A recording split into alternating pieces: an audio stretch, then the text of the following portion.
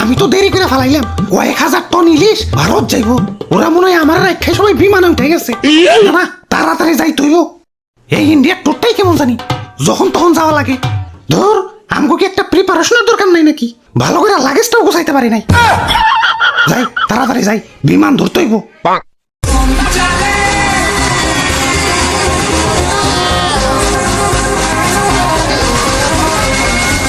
আরে ও দাদু সোলো চালাও, আমার থুইয়া যাবার লাগছো কেলা? রে বাপুরে, ইয়া শুনমাই নাকি ইলিশ তো সব ভারত চলে যাইতাছে। হাই হাই কও কি এখন ইলিশ যদি সব দাদা গো দেশে যাইগা, ইয়া তোমরা খাইবা কি? ইয়া লইটকা শুটকি।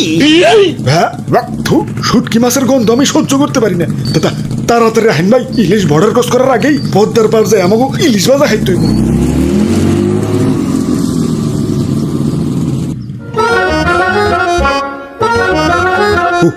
ওই তো একটা মাছের দোকান। ওই ভাই আসেন আসেন, একদম টাটকা মাছ, এইমাত্র ফ্রিজ থেকে বাইর করে আনছি। ওরে বাপুরে, ইলিশ কই? আরে ইলিশ বাদ দাও তো, এই যে দেখো কত বড় পাঙ্গাস। আরে ভাই পাঙ্গাস তো লাগবো না, ইলিশ লাগবো, ইলিশ। ইলিশের যে দাম, তার চেয়ে ভালো সেম বাজেটে একটা বড় দেখা পাঙ্গাস মাছ দিয়ে দেই, নিজেরা তো খাইবাই, লগে আত্মীয় স্বজন গো দাওয়াত দেখা হইতে পারবা। ওরে বাপুরে, আমাকে সেম বাজেটে ইলিশ মাছই লাগবো। ইয়া শুনছি ইলিশ নাকি ভারত চলে যাইব। ইয়া পরে যদি দাম আরো বাইরা যায়, তাই তো ভারত যাওয়ার আগে আমরা ইলিশ ভাজা খেতে এসেছি। ইয়া দেও আমাকে ইলিশ মাছ দেও। আরে তাইলে তো তোমরা লেট করে ভালাইছো। এই তো একটু আগে লাগেজ মাগেজ গুছিয়ে এয়ারপোর্টের দিকে রওনা দিল, ওখান থেকে সোজা দাদা গো দেশ। তে কাম হইছে, যে নেই বাঘের বয় ও নেই রাইত হয়। দাদু ইলিশ এয়ারপোর্টের দিকে গেছে, এখনো ভারত যায় নাই, লাগাও ব্যাগ গিয়ার।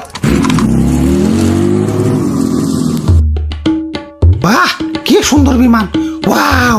খারাও একটা সেলফি তুলে ফেসবুকে আপলোড দিয়ে লই। হাই হাই ফোনে দিয়ে এমবি নাই, খারাও বিকাশ থেকে লোড দিয়ে লই। হাই হাই বিকাশেও দি টাকা নাই, টাকা তো সব কার্ডে আছে। এখন কার্ডে থেকে বিকাশে কেমনে আনি? এখন বিমানে চড়ি গে। ওরে বাপুরে, ইয়া খারাও।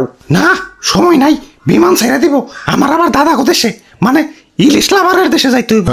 কেলা ওই দেশে যাওয়া লাগবো কেলা? আমগরে কি ইলিশ লাভার মনে হয় না?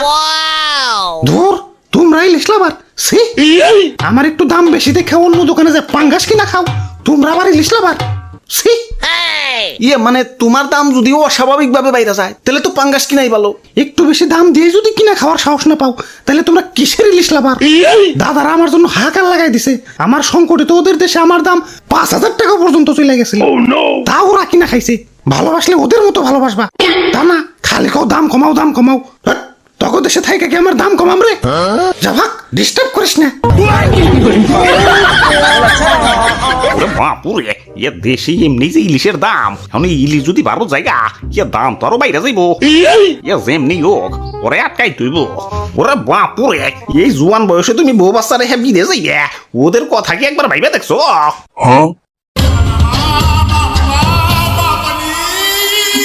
ইয়া নিজের দেশটা ভালোবাসতে হয়। ইয়া মানুষের নিজের দেশের জন্য জীবন উৎসর্গ করে দিতেছে, আর তুমি দেশটাকে বিদেশ যাইতেছ। ইয়া কবি বলেছেন, এই দেশেতেই জন্ম যেন এই দেশেতেই মরি। দাদু কিন্তু ঠিক কইছে ভাই, জন্ম নিবেন এই দেশে আর দাফন নেবেন দাদা গো টয়লেটে। ধর এত চিন্তা করার টাইম নাই, বিমান ছাইরে দিল। আমার বউ বাচ্চা দেখে রাখো। Bye bye Bangladesh.